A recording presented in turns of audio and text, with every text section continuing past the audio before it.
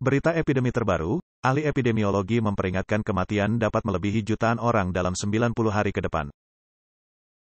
Pneumonia yang tidak dikenal, yang telah muncul secara luas di China, menyebabkan dampak yang parah pada populasi anak-anak, dengan sejumlah besar mengalami paru-paru putih dan saat ini belum ada strategi penanggulangan yang efektif. Dalam konteks ini, para ahli medis mengkhawatirkan potensi pandemi, karena pada saat ini, ketidakpastian besar menyelimuti pneumonia yang tidak dikenal tersebut. 1.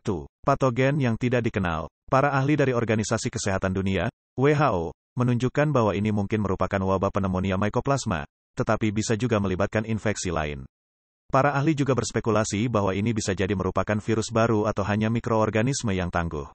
WHO di Pusat Pengendalian dan Pencegahan Penyakit, CDC, di Amerika Serikat telah meminta pihak berwenang Beijing untuk memberikan informasi mengenai patogen yang sebenarnya dan data yang terkait dengan prevalensi pneumonia yang tidak diketahui saat ini di China. Pihak berwenang dengan cepat menanggapi, menegaskan bahwa tidak ada patogen baru yang ditemukan. Namun, komunitas internasional tetap merasa khawatir, terutama mengingat penyembunyian pandemi COVID-19 oleh pemerintah China pada tahun 2019, yang menyebabkan wabah global. 2. Mengapa fokus saat ini terutama pada anak-anak? Mengapa penyakit pernapasan yang tidak terdiagnosis ini menyebar luas dan menyerang sebagian besar anak-anak? Apa arti penting dari kejadian spesifik ini?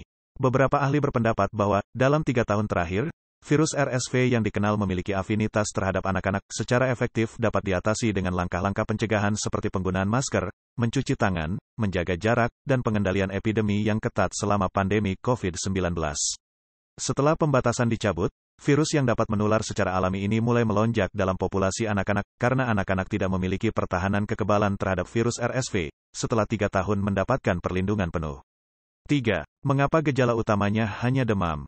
Para ahli telah memperhatikan bahwa saat ini, anak-anak dengan paru-paru putih tidak menunjukkan gejala atau batuk yang signifikan. Beberapa hanya mengalami demam, dan hasil ronsen dada mereka menunjukkan adanya nodul paru-paru. Gejala-gejala ini agak berbeda dengan gejala yang terkait dengan wabah virus sebelumnya seperti SARS. Hal ini mendorong para ahli untuk mempertanyakan, mungkinkah ada varian baru dari virus ini?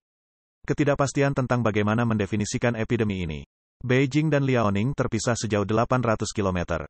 Apakah wabah yang sedang berlangsung saat ini masih disebut sebagai epidemi lokal, atau telah meningkat menjadi pandemi regional? Para ahli epidemiologi menyoroti perlunya memastikan penularan dalam jarak yang sangat jauh. Istilah pandemi untuk pandemi regional masih menjadi terminologi yang dianggap tepat oleh para ahli. Akankah pneumonia yang tidak diketahui meningkat menjadi pandemi? Saat ini, kejelasannya masih belum diketahui. Namun, para ahli khawatir bahwa dalam 90 hari ke depan, jika tindakan pencegahan yang memadai tidak dilakukan, dikhawatirkan lebih dari 60% populasi China dan 10% populasi global akan dengan cepat terjangkit virus ini. Jumlah kumulatif infeksi dan kematian berpotensi melampaui jutaan.